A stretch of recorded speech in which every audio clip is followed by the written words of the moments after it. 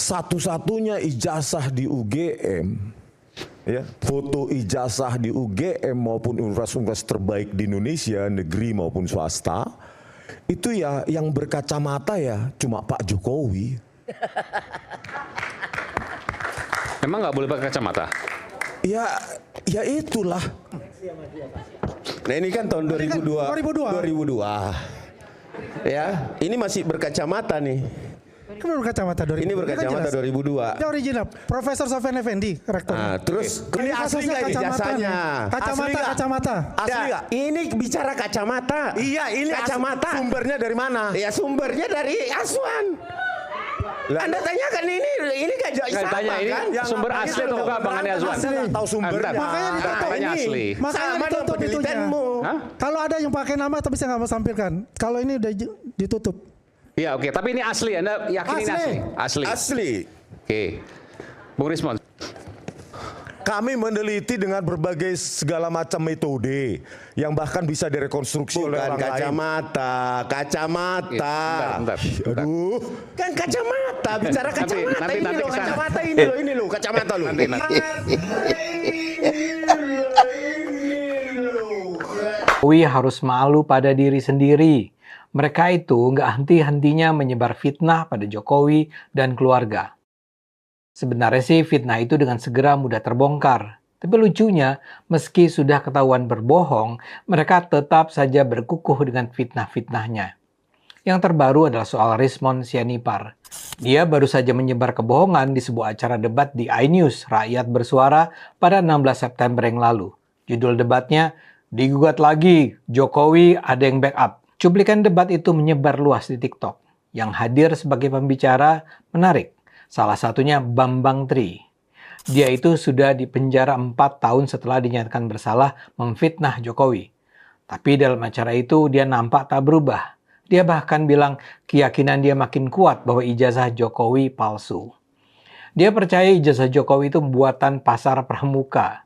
Jadi Anda bisa lihat betapa sudah sedemikian kuatnya imajinasi dia.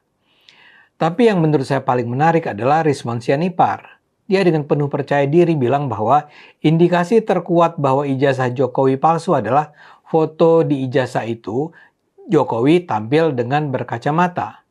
Menurut Rismon, tidak ada satupun universitas di Indonesia sampai saat ini mengizinkan adanya foto berkacamata. Dengan penuh percaya diri dia bilang ada aturan bahwa tidak boleh ada foto ijazah berkacamata. Ini dilakukan sampai saat ini katanya. Ini dilakukan di UGM, UI, Brawijaya, USU, ITB, IPB, dan seterusnya. Dia lantas bilang, satu-satunya ijazah yang menampilkan foto orang berkacamata adalah ijazah Jokowi di UGM. Menurut Rismon, sebenarnya semula ada aturan UGM yang menyatakan tidak boleh berkacamata. Tapi UGM kemudian mengubah aturan itu, entah kapan. Menurut Rismon, ketika dia lulus di UGM 1998 dari teknik elektro, ada aturan yang melarang foto berkacamata. Sekarang, aturan UGM sudah berubah. Dalam narasi Rismon, UGM mengubahnya demi Jokowi. Sekarang UGM sudah mengizinkan lulusannya menampilkan foto berkacamata kecuali kacamata hitam. Dengan bercanda, Rismon bilang, kacamata lain boleh. Warna pink, biru terong, hijau tua, kuning pelangi, semua boleh. Yang dilarang cuma kacamata hitam. Menurut Rismon lagi, sebenarnya ada alasan saintifik untuk melarang foto orang berkacamata. Dengan gaya seorang ilmuwan, Rismon mengatakan ada titik kunci otot, ada gradasi warna yang diperlukan untuk identifikasi wajah. Karena itu menurut Rismon, semua perguruan tinggi di Indonesia dari dulu sampai sekarang melarang foto lulusan berkacamata di ijazah. Dia dengan tegas bilang semua. Karena itulah dia berkeras menuduh ijazah Jokowi itu adalah ijazah palsu karena menampilkan foto Jokowi berkacamata. Dia kemudian menyebut rangkaian lain kejanggalan Jokowi. Dia menyebut pertama-tama soal kuliah kerja nyata alias KKN. Jokowi kan menyatakan mengikuti KKN pada 1985 di Boyolali. Ternyata tidak ada dokumen UGM 1985 tentang KKN. Menurut Rismon, tahun 85 itu tidak ada penyelenggaraan KKN di Boyolali. KKN Jokowi fiktif, ujarnya pasti. Begitu juga menurutnya skripsi Jokowi tak memiliki tanda tangan penguji. Begitu pula skripsi itu ditulis dengan menggunakan Times New Roman. Itulah yang disampaikan Rismond dalam acara debat yang penuh caci maki antar pembicara. Saya tidak perlu masuk lagi lah ke soal KKN, soal tanda tangan penguji, atau soal tipe huruf Times New Roman. Itu semua sudah dibantah berulang kali. Tapi sekarang saya hanya ingin konsentrasi pada soal kacamata di ijazah S1. Rismond kan dengan sangat percaya diri bilang semua universitas melarang penggunaan kacamata di ijazah. Karena itulah dia menyebut foto Jokowi berkacamata sebagai bukti ijazah Jokowi itu palsu. Pernyataan Rismond ini adalah pernyataan bohong. Tidak benar semua perguruan tinggi di Indonesia melarang penggunaan kacamata dari dulu sampai sekarang. Saya berani mengatakan ini karena foto saya di ijazah S1 adalah foto saya menggunakan kacamata. Dan saya ingat sekali bahwa itu tidak pernah dipersoalkan.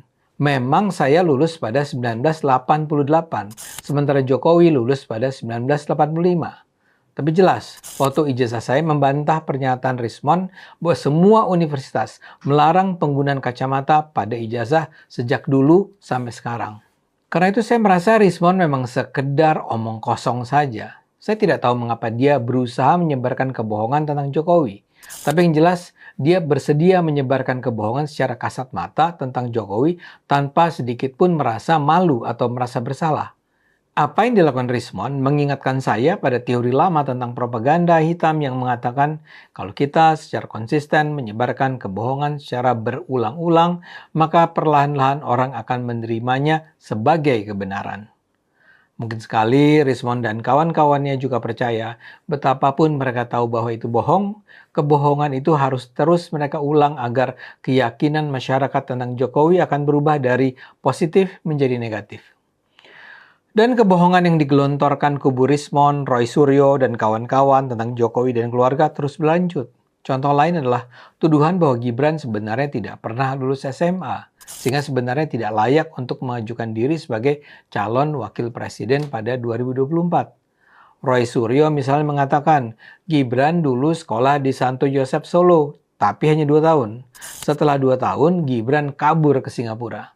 Yang lebih menyeramkannya, Gibran bahkan dikabarkan drop out dari Santo Yosef karena terlibat narkoba. Jadi dia terbukti jadi pengguna narkoba tapi tidak ditangkap karena peran Kapolri sekarang, Listio Sigit. Kisah ini juga hoax kelewatan.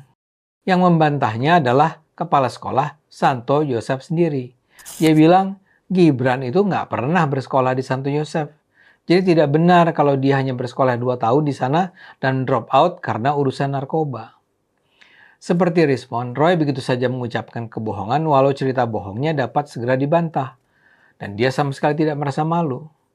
Kalau sesudah kisah-kisah imajinatif ini, besok-besok akan ada tuduhan-tuduhan baru terhadap Jokowi, Gibran, atau juga Bu Iriana dan Kaisang. Kita jangan lagi kaget. Para pembenci Jokowi ini kelihatan sudah kalut. Mereka sedang menerapkan jurus mabuk yang ngawur tak terkira. Ya, kita sabar-sabar saja ya menghadapinya, dan kalau perlu melaporkannya ke jalur hukum. Ayo gunakan akal sehat, karena hanya kalau kita pakai akal sehat, Indonesia akan selamat.